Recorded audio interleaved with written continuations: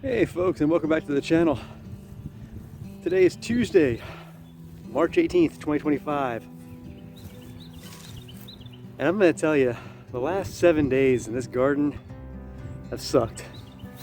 Now on March 14th, I posted a mid-March update, and I was talking about how what things were going on around here.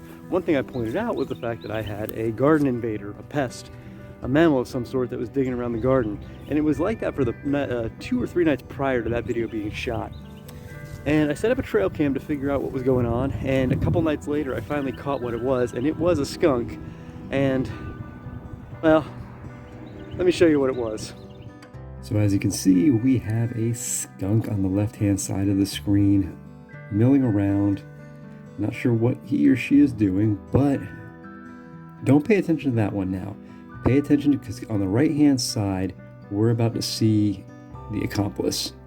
And in front of that stump is just welded wire. So as we're watching, we're gonna see this one go right on through 2-inch welded wire. So yeah, that is a skunk actually crawling in between welded wire that is 2 inches wide by 4 inches tall. That's what the rectangle shape is, the size. And yeah, they slid right through. So that's the bottom of my entire garden. So that's what I had to deal with over the last 4 nights, and I'm still dealing with it now. So let me tell you what I've done.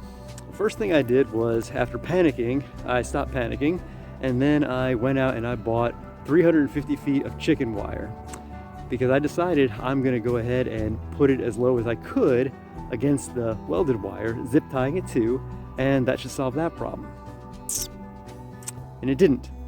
And the reason why it didn't is because I didn't get it low enough into the ground because I had the wood chip in the pathway. So it was actually crawling underneath the chicken wire to get through the bottom square of welded wire that was still exposed. That wasn't exposed, that was actually buried in wood chip, but he dug the wood chip out and got underneath. Now I didn't see that on camera, but I could see the evidence around there, and I can see the damage in the garden because I'm raking the garden over every morning when I come out and I see the damage. So what I did yesterday was, on the eastern edge of the garden, I decided to take what I had left as far as material goes in the form of deer netting that was about a 1/2 inch square, but a very tight weave. It was really strong fiber. And I cut it into about 2-foot sections. And well, let me go ahead and show you. So you can now see I've got the chicken wire running up to 2 feet. Now you can't see the netting that I have underneath the ground here, but I zip tied it to the chicken wire. I ran it flat, so it's acting as an apron, and then I buried it in wood chips. And now if he wants to get through, he's basically gonna run into a hard point that he can't get through on this side. But I only had enough material for the eastern edge of the garden. So this morning I come out, check the trail cam, no footage on it, but I saw damage again. What I also had were these fence boards, or the old fence posts, and I put those down just to add a little extra protection, because this was where he was getting through. You can see I blocked off the gate entrance to the best of my ability at this point. And then I have old sheet metal, and that's running the apron on this side. Now this was all done yesterday.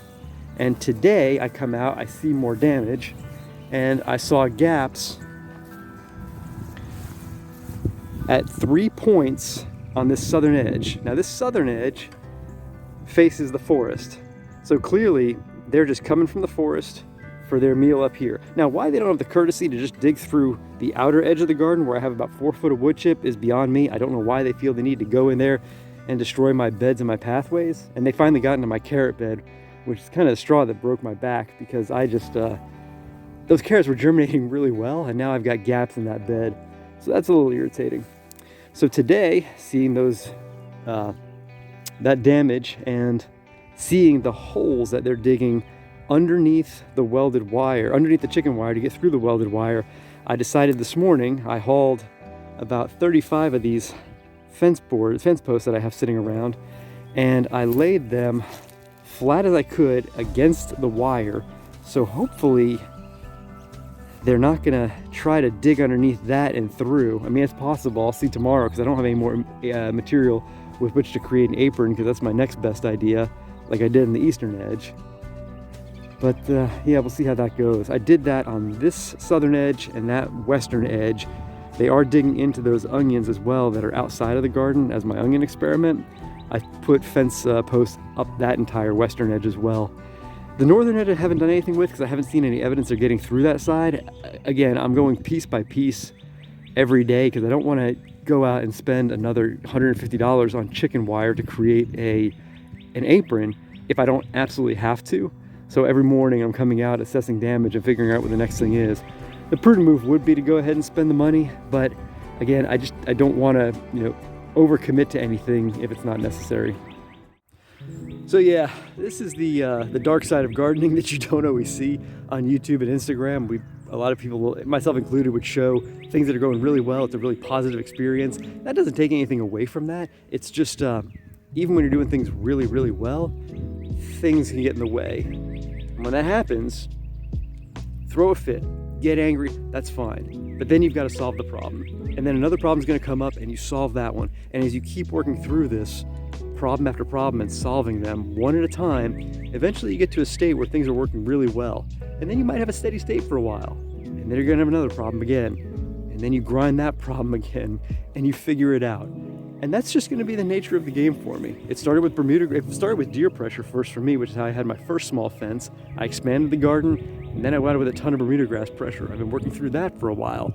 Then I worked through having immature soil at certain parts of my garden versus mature soil. So I saw growth pattern differences. And I've just kept solving each problem as they come up. And this is just the latest problem that I have.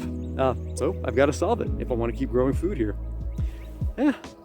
That's the latest update. Not the most positive one, but hopefully within the next couple of weeks, we'll have a permanent solution here that actually does keep these skunks from digging up my garden.